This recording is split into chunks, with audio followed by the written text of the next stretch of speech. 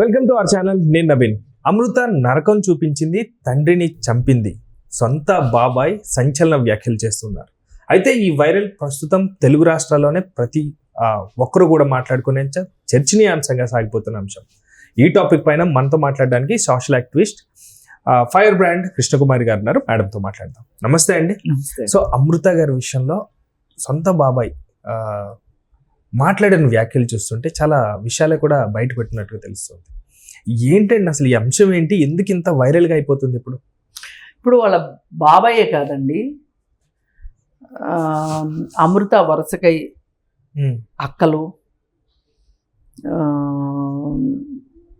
శ్రవణ్ కుమార్ వాళ్ళ వైఫ్, వీళ్ళందరూ కూడా మాట్లాడుతున్నారు. విషయం అందరికి తెలిసిందే, కొత్తగా చెప్పుకునేది ఏమీ లేదు. అమృత ప్రేమించి ఒక అబ్బాయిని పెళ్లి చేసుకుంది అన్న కారణం చేత ఆ అబ్బాయిని చంపించారు. కేవలం ఒకటే రీజన్? అంతకంటే ఇంకేముంటుంది? చంపించేశారు. అది చంపినోడు దొరికాడు, చంపించినోళ్ళు దొరికారు, కేసు ఫైల్ అయింది, శిక్షలు ఖరారైనవి. ఈ శిక్షలు ఖరారయ్యేలోపు ఈ ట్రయల్ నడుస్తున్నప్పుడు నాకు ఎట్లయినా శిక్ష పడుతుంది అనుకున్నాడో, లేకపోతే నేను పొరపాటు చేశాను అనుకున్నాడో మారుతిరావు కూడా ఆత్మహత్య చేసుకుని చచ్చిపోయాడు.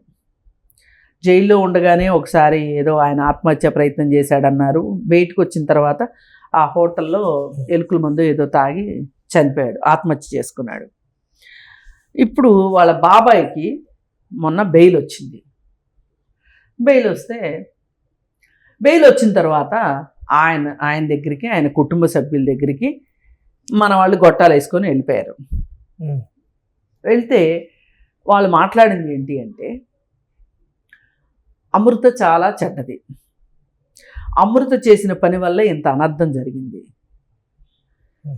మా కుటుంబాలన్నీ ఇలా నాశనం అయిపోవడానికి అమృతే కారణం, అమృతమే విషయం, అమృతే అంతే, మా కుటుంబాలకు బట్టిన శని దరిద్రం అన్నంత ఇదిలా వాళ్ళు మాట్లాడారు. మరి మనం అమృత ఫ్యామిలీ కాదు, అలాగే అమృత పెళ్లి చేసుకున్న తర్వాత చనిపోయిన అతని ఫ్యామిలీ కూడా కాదు. మనం మామూలుగా మనం మాట్లాడుకుందాం. ఎవరంగా మాట్లాడుకుందాము? నేను ఎప్పుడు చట్టానికి అతీతంగా మాట్లాడను. యాజ్ ఎ సిటిజనే కాదు, మనకున్న రైట్స్ ప్రకారం విత్ ఇన్ ద లిమిట్స్ చట్టబద్ధంగా. లిమిట్స్ కూడా కాదు, లిమిట్స్ ఏముందండి, చట్ట పరిధిలోనే మాట్లాడుకుంటే 18 సంవత్సరాల తరువాత మేజర్ అయిన అమ్మాయి, 21 సంవత్సరాలు దాటిన అబ్బాయి అంటే మేజర్ అయిన అబ్బాయి పెళ్లి చేసుకుంటే శిక్షించే చట్టం మన భారతదేశంలో లేదు. మన భారతీయ శిక్షా స్మృతి ప్రకారం 18 ఏళ్ళు నిండిన అమ్మాయి 21 ఏళ్ళు నిండిన అబ్బాయిని పెళ్లి చేసుకుంటే అది చట్ట వ్యతిరేకం కాదు, వాళ్ళు చట్టానికి లోబడే చేసుకున్నారు. ఇప్పుడు ఆ అబ్బాయికి 24 ఏళ్ళుండి ఈ అమ్మాయికి 17 ఏళ్ళు ఉన్నాయి అనుకోండి, పెళ్లి చేసుకున్నారనుకోండి వీళ్ళిద్దరూ, ఈ పెళ్ళి చెల్లకపోగా అతని పైన కిడ్నాప్ కేసు పెడతారు. మైనర్ కాబట్టి. అదే అమ్మాయి మేజర్ అనుకోండి, కేసు లేదు. మరి మీరు మీ బాధ ఏంటి చెప్పండి అప్పుడు? ఇప్పుడు మారుతిరావు కుటుంబానికి కావచ్చు, శ్రవణ్ కుమార్ కుటుంబానికి కానీ వచ్చిన నష్టం ఏంటి? పెళ్లి చేసుకుంటే మీరు దాన్ని వ్యతిరేకించాల్సిన అవసరం లేదు. ఆ పెళ్లిని పోని మీరు వ్యతిరేకించండి, మీకు ఇష్టం లేకపోతే మీ మనసులో వ్యతిరేకించండి, వాళ్ళతో సంబంధాలు పెట్టుకోకండి. ఎవరు పెట్టుకోమన్నారు మిమ్మల్ని వాళ్ళతో సంబంధాలు? ఇక్కడ కేవలం ఈగోస్కి పోయారంటారా, లేకపోతే ఒక్కటే కక్ష? ఒక ఎస్సీ వాడు మా అమ్మాయిని పెళ్లి చేసుకుంటాడా? నేను ఎట్లా తలెత్తుకుని తిరగాలి? నా పరువు పోయింది ఇప్పుడు అని. కానీ నిజంగా మాట్లాడుకుంటే మారుతిరావుకు పరువు పోయింది ఎప్పుడు అంటే, అతడు అంతకుడు అని కోర్టు నమ్మి, ఫస్ట్ పోలీస్ స్టేషన్ నమ్మి అతను అరెస్ట్ చేసింది. అరెస్ట్ చేస్తే కోర్టు అతనికి 14 రోజులు రిమాండ్ విధించింది. ఆ తర్వాత చాలా రోజులు అతనికి బెయిల్ రాలేదు, జైల్లో ఉన్నాడు. తర్వాత ఎప్పుడుకో బెయిల్ వచ్చింది. బెయిల్ వచ్చిన తర్వాత కోర్టుల చుట్టూ తిరుగుతూ ఉన్నాడు. ఇలాంటప్పుడు కదా అసలు పరువు పోయేది. నిన్ను చట్టం గుర్తించింది నేరస్తుడిగా, అప్పుడు కదా పరువు పోయేది. కూతురు పెళ్లి చేస్తుంటే పరువు ఎట్లా పోద్దండి అసలు? మరి ఇవన్నీ నువ్వు తట్టుకోలేక ఆత్మహత్య చేసుకుని చచ్చిపోయావు. సరే, ఇది ఇతని స్టోరీ. ఇప్పుడు ఆ అబ్బాయి ఎవరైతే చచ్చిపోయాడో ఆ అబ్బాయి తల్లిదండ్రులకి మీరు కొడుకులు లేకుండా చేశారు. ఇది ఏ న్యాయం? పుత్రశోకం. పోనీ చట్టం పక్కన పెట్టండి, ఇది న్యాయమా? మీ అమ్మాయి ఆ అబ్బాయి ఇద్దరు కలిసి పెళ్లి చేసుకున్నప్పుడు ఆ అమ్మాయి ఏమి మోసం చేసి ఏమి పెళ్లి చేసుకోలే. మేజరు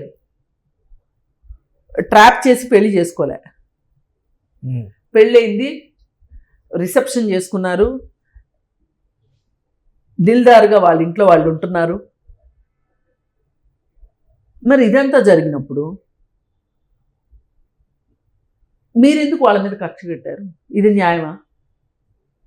న్యాయం కాదు కదా. చట్ట వ్యతిరేకమైన పనులు చేసి న్యాయబద్ధంగాను వ్యవహరించకుండా ఈరోజు వచ్చి మీరు ప్రెస్ తోటి ఈ విధంగా మాట్లాడతారా? మీడియాతో ఈ విధంగా మాట్లాడతారా? అమృతే తప్పు చేసింది. అమృత పెళ్లి చేసుకోకుండా ఉండాల్సింది కాదు. ఎవరైనా, నేను చెప్తున్నాను, ప్రేమించుకోండి కానీ పెద్దల్ని ఒప్పించి పెళ్లి చేసుకోండి అని చెప్తున్నాడు శ్రవణ్ కుమార్ ఈ సంఘ సంస్కర్త వచ్చేసేసి. ఇప్పుడు ఈయన చెప్తే తప్పితే ఈ సంగతి ఎవరికి తెలియదు. ఓకే, పెద్దల్ని ఒప్పించకుండా పెళ్లి చేస్తారు, చేసుకున్నారే అనుకుందాం, చంపేస్తారా మీరు? ఎట్లా చంపేస్తారు? చంపేసే హక్కు ఎవరిచ్చారు మీకు? ఇవాళ మనం ఏ కాలంలో ఉన్నాము? ప్రపంచం మొత్తం ఎలా ఉంది? ఈరోజు ఉరి శిక్షలను కూడా తప్పు అంటున్నారు.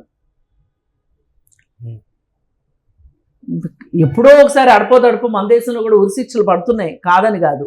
కానీ ఈవేళ అంటే సమాజం ఆ దశకి వెళ్తుంది, అంచులకి వెళ్ళిపోతున్నాం, ఆ పరిణితికి వెళ్తున్నాం మనం.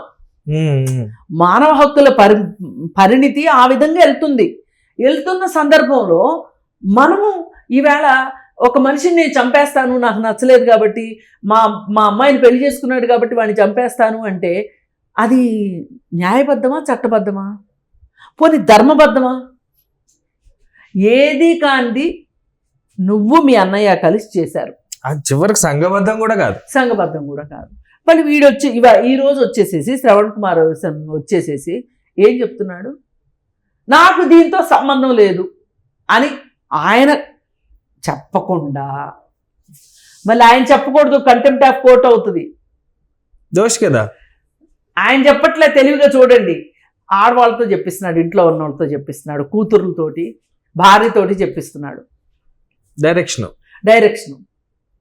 మళ్ళీ పైగా ఎంతటి మేకవన్న పులి అంటే శ్రవణ్ కుమారు విత్తనాలు అక్కడేస్తున్నాడు, ప్రణయ్ ఇంట్లో వేస్తున్నాడు. పాపం బాలస్వామి, ఈ మొత్తంలో అన్యాయం అయిపోయింది బాలస్వామికి కొడుకు లేకుండా పోయాడు. ఆ రోజు హత్య చేసేప్పుడు నీకు తెలియలేదా? చేయించేటప్పుడు నీకు తెలియలేదా?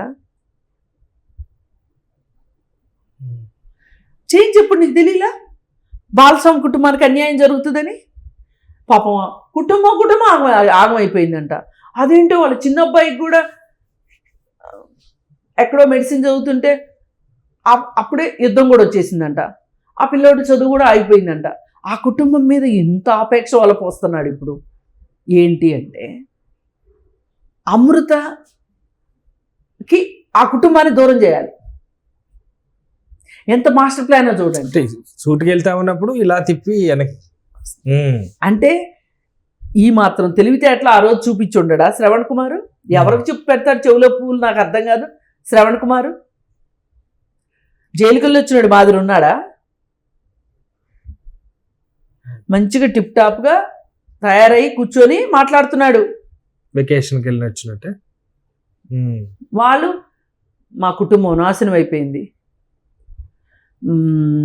అమృత చాలా బాగుంది, చాలా సంతోషంగా ఉంది. అసలు వీళ్ళ బాధ ఏంటి అంటే అమృత సంతోషంగా ఉండటం వీళ్ళకి బాధగా ఉంది. మొగుడు చచ్చిపోతే ఏడుస్తూ కూర్చోవాలి వీళ్ళ దృష్టిలో. అమృత బాగుంది, సంతోషంగా ఉంది, అమృత వల్లే కదా ఇదంతా జరిగింది అంటున్నారు. కానీ మా నాన్న అమృతను వదిలేసి ఉంటే మీరు సుఖంగానే ఉండేవాళ్ళు. ఈ బాధలు తప్పే కదా, ఇవన్నీ ఉండేవి కాదుగా, అసలు ఈ డిస్కషన్సే ఉండేవి కాదుగా. లాజిక్ మర్చిపోతున్నారండి మనుషులు. ఎందుకు ఇలా అయిపోతున్నారు అంటే వీళ్ళు మాట్లాడింది ఒప్పించుకోవటం కోసం చట్టాన్ని చట్టంగా కూడా ఉండనివ్వట్ల, వీళ్ళ వాదన నెగ్గించుకోవటం కోసం. పైగా మారుతీరావు చేత ఉత్తరం రాయించుకున్నారు. ఏమని? దీనిలో ఇంకెవ్వరికీ సంబంధం లేదు, నేనే ఇష్టపూర్తిగా చేశాను అని. కానీ సాక్ష్యాలు ఆధారాలు ఏం కనిపిస్తున్నాయి? శ్రవణ్ కుమార్ కూడా ఈ హత్యతో సంబంధం ఉంది, ఈ హంతకులతో మాట్లాడినట్లుగా ఇట్లా రకరకాలుగా ఆధారాలు ఉన్నాయి. ఏ ఆధారాలు లేకోకుండా పోలీసులు ఎందుకండి చేస్తారు? ఇప్పుడు ఏంటంటే వీళ్ళు చట్టాన్ని కూడా బ్లేమ్ చేస్తున్నారు శ్రవణ్ కుమార్ కుటుంబ సభ్యులు. శ్రవణ్ కుమార్ భార్య మాట్లాడుతుంది, కూతుర్లు మాట్లాడుతున్నారు, శ్రవణ్ కుమార్ యొక్క ఇంకొక అన్న కూతురు కూడా మాట్లాడుతుంది. అన్న కూతుర్ని కూడా అన్న చనిపోయాడని ఆ అమ్మాయిని కూడా వీళ్ళందరూ కలిసి పెంచారంట. చాలా మంచోళ్ళు అంట వీళ్ళు. కావచ్చు వీళ్ళ పిల్లల్ని వీళ్ళు చూసుకునే విషయంలో వీళ్ళు చాలా మంచోళ్లే కావచ్చు, నేనేం కాదనట్లేదు వీళ్ళు. కానీ మీ మంచితనం అంతా మీ పిల్లల దగ్గరేనా? పక్కోళ్ళ పిల్లల దగ్గర కూడా చూపించాలి కదా. పక్కోళ్ళ పిల్లోని చంపే హక్కు ఎవరిచ్చారు మీకు? పైగా అన్నిటికన్నా బాధాకరం ఏంటంటే ఈరోజు మీరు చట్టాన్ని ప్రశ్నిస్తున్నారు. మేము చేసిన తప్పేంటి అని మాట్లాడుతున్నారు. మీరు చేసిన తప్పేంటో మీకు ఇప్పటికీ అర్థం కాకపోతే, అర్థం కాలేదని నేను అనుకోను, కానీ సమాజాన్ని తప్పుదోవ పట్టించాలనుకుంటున్నారు. ఈ మధ్యకాలంలో మీడియాని అడ్డం పెట్టుకొని చాలామంది చేస్తున్న ప్రాక్టీస్ ఏంటంటే తిమ్మిని బంబించేయాలని చూస్తున్నారు.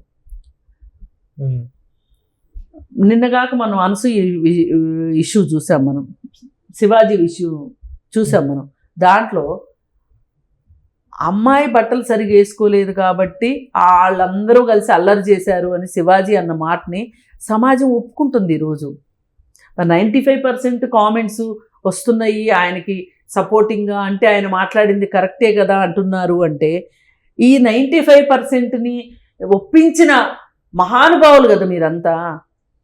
మరి అది వాస్తవమా? చట్టం ఎప్పుడైనా సరే ఒక అత్యాచారం చేసిన వ్యక్తి పలానా అమ్మాయి అర్ధనగ్నంగా ఉండటం వల్లనే నేను చేశాను అంటే చట్టం ఒప్పుకుంటుందా? ఈ ప్రపంచంలో ఎక్కడన్నా ఒప్పుకున్నట్లుగా చట్టం ఉందా? ఇలాంటి చట్టం ఉందా ఎక్కడ? అసలు అలాంటి ఒప్పుకుంటే చట్టమే ఎందుకు, ఇంకా వేస్ట్ కదా. వేస్ట్ కదా, చట్టాలతో పని ఉంది. మరి అలాంటప్పుడు మీరు ఈ విషయాన్ని ఇవాళ ప్రజలందరిలోకి చట్టాల మీద గౌరవము, చట్టాల మీద నమ్మకము పోయేలాగా మీరు ప్రవర్తిస్తున్నారంటే మీరు ఎంత చట్టాన్ని తూట్లు పొడుస్తున్నారు. మీరు కొంచెం దిగజారం అనుకోవచ్చు కదా. కాదు, సంఘ వ్యతిరేకులు వీళ్ళు, యాంటీ సోషల్ ఎలిమెంట్స్ వీళ్ళు. మనకి ఒక చట్టాన్ని ఎందుకు గౌరవించుకోవాలి? మనం చట్టాలు ఎందుకు చేసాము? కొత్త చట్టాలు ఎలా వచ్చినాయి? ఇప్పుడు అంబేద్కర్తో పాటు ఇంకొక 200 మంది అహర్నిశలు శ్రమించి అన్ని దేశాల చట్టాలని అవపోసన బట్టి ఆ దేశంలో మెరుగైన పాయింట్లు, ఈ దేశంలో మెరుగైన పాయింట్లు, అన్ని పాయింట్లు తీసుకుని మన దేశం పరిస్థితులకు అన్వయించి అంత కష్టపడి రాజ్యాంగం రాస్తే, అంత పెద్ద రాజ్యాంగాన్ని రాస్తే ఆ రాజ్యాంగానికి మీరు తూట్లు పొడుస్తారా? ఈవేళ రాజ్యాంగంలో అంగాలే చూస్తున్నారు. రాజ్యం చోట్ల, రాజ్యంలో ఏంటి అని చోట్ల ఏదైనా కానీ అంగాలు చూస్తున్నారు. ఈ ముక్క, ఆ ముక్క, ఆ ముక్క. అంటే ఇంతకు దిగజారిపోతున్నాం మనం. రాజ్యాంగం అంటే గౌరవం లేదు, చట్టాలంటే భయం లేదు, భక్తి లేదు, తెలుసుకుందామని లేదు, ఏమీ లేదు. నాకు నచ్చిందే న్యాయం, నేను చేసిందే ధర్మం. చట్టాన్ని పక్కకి తొంగలోకి తొక్కేలాగా ఇవాళ దుర్మార్గంగా కొంతమంది వచ్చి మాట్లాడేసి దాన్ని ఒప్పించాలని చూస్తున్నారు. మరి నిన్న అలా ఒప్పించుకున్నారు కాబట్టే ఒప్పుకుంది సమాజం అనే భ్రమలో వాళ్ళు ఉన్నారు కాబట్టి ఈ కుటుంబం కూడా అదే భ్రమలోకి వెళ్తుంది. పాపం శ్రవణ్ కుమార్కి ఏం తెలియదని మాట్లాడుతున్నారు. అంటే ఇప్పుడు ఇక్కడ ఈ ప్రాథమిక విచారణ చేసిన పోలీసులు తప్పుడోళ్ళా, ఛార్జ్షీట్ వేసిన వాళ్ళు తప్పుడోళ్ళా, కోర్టు తప్పుడుదా, ఏమనుకోవాలి నాకు అర్థం కావట్లేదు. నీకు డబ్బులు ఉన్నాయి కాబట్టి, నువ్వు బెయిల్ తెచ్చుకోగలిగావు కాబట్టి ఇవాళ వచ్చి నువ్వు ఇన్ని మాటలు మాట్లాడుతున్నావు. నీకు డబ్బులు ఉన్నాయి కాబట్టే జరిగింది ఇది. ఇవాళ మీరు జైలుకి వెళ్ళి చూడండి, అండర్ ట్రయల్ ఖైదీలు సంవత్సరాల తరబడి మగ్గుతున్నారు. వాళ్ళకి బెయిల్ ఇచ్చే దిక్కు దివాణం లేకుండా. ఇవాళ శ్రవణ్ కుమార్ ఇలా బయటకు వచ్చి అప్పుడు బెయిల్ తీసుకున్నా, ఇప్పుడు శిక్ష పడ్డ తర్వాత కూడా బెయిల్ తీసుకుని బయటకు వచ్చి ఇంట్లో ఏసీ రూమ్లో కూర్చొని మాట్లాడగలుగుతున్నాడు, మెత్తడి సోఫాలో కూర్చొని మాట్లాడగలుగుతున్నాడు అంటే డబ్బులు ఉన్నాయి కాబట్టి. నువ్వు డబ్బులు ఉన్నాయి కాబట్టి ఈరోజు నువ్వు బయటకు వచ్చి ఇవాళ మాట్లాడుతున్నావు. ఏదో అంటారే తినమరిగిన కూడా ఇల్లెక్కి కూసింది అన్నట్లు చేస్తున్నావు నువ్వు. వచ్చినోడు వచ్చినట్టు డబ్బులతో తెచ్చుకున్నావు, నోరు మూసుకుని ఇంట్లో కూర్చోకోకుండా ఆ ప్రెస్ని పిలిపించుకొని, మీడియాని పిలిపించుకొని ఇంట్లో వాళ్ళందరినీ ప్రిపేర్ చేసి ఇలా మాట్లాడుతున్నావు. జనాలు ప్రెస్ చేస్తున్నాడు, ఇంప్రెస్ చేయాలని చూస్తున్నాడు. ఏంటి ఇంప్రెస్ చేయడం ఏంటి అంటే, నేను నేరస్తుడిని కాదు అని చెప్పి ప్రూవ్ చేసుకోవాలని చూస్తున్నావా? ఎవరి దగ్గర ప్రూవ్ చేసుకోవాలని చూస్తున్నావు నువ్వు? అంటే చట్టానికి అంత కళ్ళు లేవా? ఇదంతా విని మనం అందరం మర్చిపోయి, అవును కదా అసలు అమృత ఇలా పెళ్లి చేసుకోకుండా ఉండాల్సింది, ఒప్పించి చేసుకోండి అని చెప్తున్నాడు. పైగా నువ్వెవడివి చెప్పటానికి? చట్టంలో ఎక్కడ ఒప్పించి చేసుకున్నారా ఒప్పించకుండా చేసుకున్నారా అనేది ఎక్కడ చట్టంలో రాయాల. పోలీస్ స్టేషన్కి వెళ్తే కూడా అమ్మాయి మేజర్ అవునా కాదా అని అడుగుతారు. మేజరు అంటే వాళ్ళ ఇష్టం. అంటే ఆలోచనల్ని లేకపోతే వాళ్ళు తీసుకునే డెసిషన్స్కి మెచ్యూరిటీ ఉన్నప్పుడు ఇది ఏజెంట్ సెట్ చేశారు కాబట్టి. మెచ్యూరిటీ ఉందా లేదా అనేది కూడా వేరు విషయం. 6 నెలలకే వాళ్ళు అనుకున్నది రాంగు, నేను మెచ్యూరిటీ లేకోకుండా చేశాను అని వెనక్కి వచ్చే అమ్మాయిలు ఉన్నారు, వెనకెళ్ళే అబ్బాయిలు కూడా ఉన్నారు. తర్వాత వాళ్ళు వచ్చిన రోజులు కూడా ఉన్నాయి కదండి, తల్లిదండ్రులు కూడా దగ్గరికి వచ్చిన రోజులు కూడా ఉన్నాయి కదా, తల్లిదండ్రులు కూడా వచ్చిన వాళ్ళు ఉన్నారు కదా. ప్రేమ అనేది దూరం అవ్వదు కదా ఎప్పటికైనా. అసలు 1 సంవత్సరం పోతే, ఆ రోజు ఆ హత్య చేయకపోతే మార్కురవే వచ్చి కలిసేవాడేమో కూతురు మీద ప్రేమతోటి. పిల్లలు వస్తారు, ప్రేమ కలగదా? ఎందుకు కలగదు? ఇప్పుడు వాళ్ళ అమ్మ కూడా, అమృత వాళ్ళ అమ్మ కూడా ఆమె మోసకారి, ఆమె వల్ల ఇదంతా జరిగింది. తల్లి అంటే వీళ్ళు ఇన్ని కష్టాలు పడటానికి ఇప్పుడు ఆమె మాతో ఏం సంబంధాలు కొనసాగించట్లేదు, తల్లి కూతురు సంతోషంగా ఉన్నారు, రీల్స్ చేసుకుంటున్నారు. ఇప్పుడు వీళ్ళ బాధ ఏంటి అంటే, ఆమె కోసమే కదా చేసాము మేము, ఆమె సంతోషంగా ఉంది, మేమంతా ఇలా సంకనాగిపోయామని ఏడుస్తున్నారు. ఇది కరెక్ట్ కాదు. మీరే చేసుకున్నారు, మీరు చేసుకున్నారు కాబట్టి మీరు అనుభవించాల్సిందే. శ్రవణ్ కుమార్కి ఆ రోజు ఒళ్ళు తెలియలేదా? నాకు 3 పిల్లలు ఉన్నారు, నాకు భార్య ఉంది, పైగా వీటన్నిటిని మించి పుట్టబోయే అమ్మాయికో అబ్బాయికో తండ్రిని లేకుండా చేస్తున్నామనే ఆలోచన మీకు ఎందుకు రాలేదు? బాలస్వామికి కొడుకు లేకుండా పోతున్నాడు, బాలస్వామి కుటుంబానికి కొడుకు లేకుండా పోతున్నాడని మీరు ఇవాళ మాట్లాడుతున్నారు. అమృత 6 నెలల గర్భిణి. ఆ రోజు 6 నెలల గర్భిణీకి పిల్లోడో పుడతారు, వాడు పుట్టేసరికి తండ్రి లేనోడిని చేసామనే బాధ మీకు ఎందుకు అనిపించలేదు? ఇప్పుడు శ్రవణ్ కుమార్ చెప్తున్నాడు కూర్చొని, అసలు నేను ఏం సాధించానో నాకు అర్థం కావట్లేదు. చాగంటి ప్రవచనాలు చెప్తున్నాడు. ఇప్పుడు నీ ఈ బుద్ధి జ్ఞానం మీద ఆ రోజు ఉండున్నట్లయితే, మీ అన్న ఒకవేళ చంపాలి, అల్లుడిని చంపాలి అంటే కూడా నువ్వు ఆపుండాల్సింది. ఆ రోజు మాకు డబ్బులు ఉన్నాయి, ఉంటే 4 రోజులు జైల్లో ఉంటాము అని ఆడెవడో గుజరాత్ వాడిని పట్టుకొచ్చి నరికిచ్చారు. ఏమైంది? మేకై కూర్చుంది ఈరోజు. ఒక ఎస్సీ వాడిని మీరు తట్టుకోలేకపోయారు. అందుకే మీరు జైలుకి వెళ్ళాల్సి వచ్చింది. వాళ్ళ డబ్బులు ఉన్నాయి కాబట్టి మీరు వాళ్ళ బయటకు వచ్చి స్వేచ్ఛావాయువుని పీల్చుకొని ఉండొచ్చు. ఇంకా కొన్ని రోజులు మీరు బయట ఉండగలగొచ్చు, మళ్ళీ ఎప్పుడు వస్తుందో సెంటెన్స్ అది వేరు విషయం. కానీ యావజ్జీవ కారాగార శిక్ష పడిన అతను ఇవాళ బయటకు వచ్చి స్వేచ్ఛ వాయువులు పీల్చుకుంటున్నాడు. ఇలా చాలామంది యావజ్జీవ కారాగార శిక్షలు పడిన వాళ్ళు జైళ్ళల్లో మొగ్గుతున్నారు. ఓన్లీ రీజన్ ఏంటి అంటే వాళ్ళకి డబ్బులు లేకపోవటమే. ఏ డబ్బులు ఉన్నాయని నువ్వు పొగరతోటి హత్య చేసావో ఆ డబ్బులు నీకు ఇవాళ స్వేచ్ఛ వాయువులు పీల్చుకుంటానికి అవకాశం కల్పించుండొచ్చు, కానీ నువ్వు హత్య కేసులో ఉన్నదైతే మాఫీ చేసుకోలేవుగా. ఈ కేసే కాదండి, ఇట్లాంటి వాళ్ళని చూసి ఒక 4-5 పరువు పేరుతోటి, పరువు హత్యలు కాదవి, కుల దురహంకార హత్యలవి, పొగరు హత్యలవి, కులం పొగరుతో చేసిన హత్యలవి. అందరి పరిస్థితి ఇలాగే ఉంది, జైళ్ళల్లో మొగ్గుతున్నారు. ఆఖరికి ఈ మధ్య ఒక ముసలమ్మ కూడా జైల్లో కూర్చుంది వెళ్ళి. నాయనమ్మ మనవడిని రెచ్చగొట్టి చంపించింది. నాయనమ్మ మనవడు ఇద్దరు జైల్లో కూర్చున్నారు, లెక్క పెడుతున్నారు. అందుకని ఒకటే, మీరు చట్టాన్ని, ఎవరైనా ప్రతి మనిషి విధి ఏంటంటే చట్టాన్ని గౌరవించాలి, చట్టానికి లోబడే ఏదైనా చెయ్యండి, లేకపోతే ఇలాగే ఉంటుంది. ఇప్పుడు వచ్చి ఒప్పించుకునే పరిస్థితి, మొసలి కన్నీరు గారుస్తా.